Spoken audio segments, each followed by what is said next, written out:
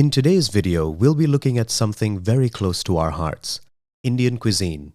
People may consider dishes from the subcontinent to be set in stone as old as the Vedas, but cultural exchange through relatively recent history have caused some pretty major disruptions to the Indian palate. Welcome to Science in Real Life.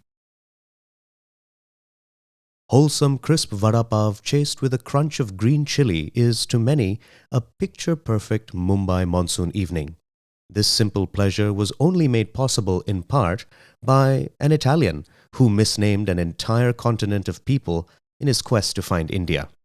Some ingredients that we associate with Indian food are relatively recent additions to our cuisine, considering our subcontinent's millennia-old history. With India being a pivotal part of the continent-spanning Silk Road, the exposure to new discoveries and food items would have simply been a part of life. Whether or not regular people could afford to adorn their dishes with these exotic ingredients is another question entirely. But without further ado, here are 5 staples of Indian cuisine that originate in the Americas. Number 1. Peanuts. Not a nut, but a legume, the peanut, also known in India as the groundnut, takes the first spot on our list. Popularized by the Spanish and Portuguese, it was the latter who brought them to India, originally to Goa. With peanuts on the receiving end of a bad rap in the developed world due to the prevalence of life-threatening allergies, it looks like we're going to have to start off our list defending this versatile food. We've all been hangry at times, and few feelings match the relief of a roasted peanut vendor rocking up to your car when stuck in gridlocked rush hour traffic. With among the highest calorie densities in any common food, peanuts, in our minds, hold the position as the undisputed king of snacks because a little goes a long way to satisfying hunger. Yes, even over an item coming along later in this list. Whether your sweet tooth craves some chikki or you're looking for spice chaat, peanuts have got your back. India is now the second largest producer of peanuts in the world, and we export a fair amount of it. And as an added bonus to the environmentally conscious among us, peanuts fix nitrogen back into the soil, effectively reducing the need for additional chemical fertilizers. Number 2. Corn. With popcorn being a key prop among early stories of cooperation between European settlers and the Native Americans, you may be surprised with the amount of corn you, as somebody living in India, consume on a daily basis. This goes beyond arguably healthy preparations like boiled corn, roasted bhutta, or makki ki roti that have become regional staples all over India. Many processed products contain a sugar of some sort, and its likely form is high fructose corn syrup. It is a cheaper but less healthy alternative to sugar, and it is often blamed for being a key driver of obesity. We challenge you to look at the ingredients of the next 3 packaged snacks you have this week, and let us know if you are surprised to see the presence of corn syrup. This is one item on the list that we could absolutely do with a little less of. Number 3. Potatoes. So, those who disagreed with our proclamation of peanuts as the snack king, here's your chance to be heard. Potato Army or Peanut Gang? Let us know in the comments. This South American export is as versatile as they come, enjoyed in every possible cooking preparation, including fermentation to make vodka. It was first brought to India by Dutch and Portuguese traders and popularized by the British East India Company.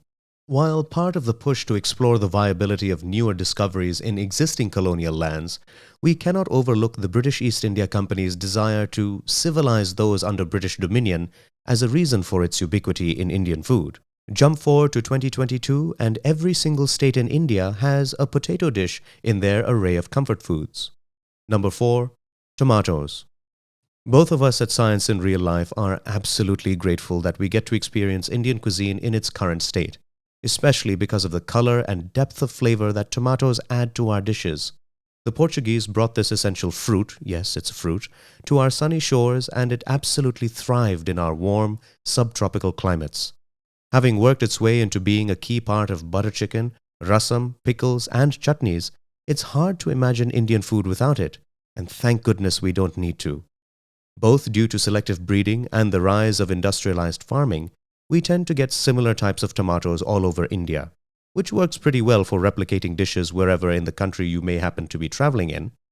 However, if you feel like going the extra mile with your next salad, we would recommend the slightly less uniform looking and more expensive heirloom tomatoes. They are widely available in most cities around India and one of those affordable indulgences that we would highly recommend. Number 5. Chilies. One cannot help but think of chilies as a cornerstone of what makes Indian food famous. I'm sure by this point you're not surprised that chilies were also introduced to the subcontinent during the 15 and 1600s. But unlike the others on this list, we have truly made this one our own. When compared to its historical roots, the vast differences in regional Indian weather patterns, soil composition, and crossbreeding have given us essentially new varieties of chili. The heat these ingredients bring is determined by the capsaicin content, measured in Scoville. However, from a culinary standpoint, this raw heat only makes up one facet. Similarly to their uses in Latin American cuisine, various chilies are mixed and matched in order to produce combinations of color, flavor, and aroma. For example, Kashmiri for color, green for heat, larger dried chilies for their smokiness.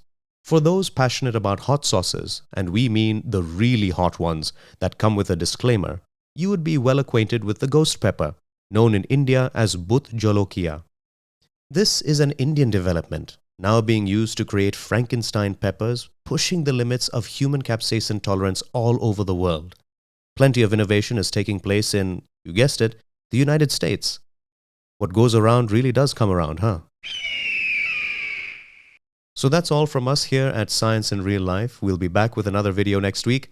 If you liked this one, or didn't, do let us know in the comments. Tell your friends and follow us on Instagram since it really helps us with the algorithm.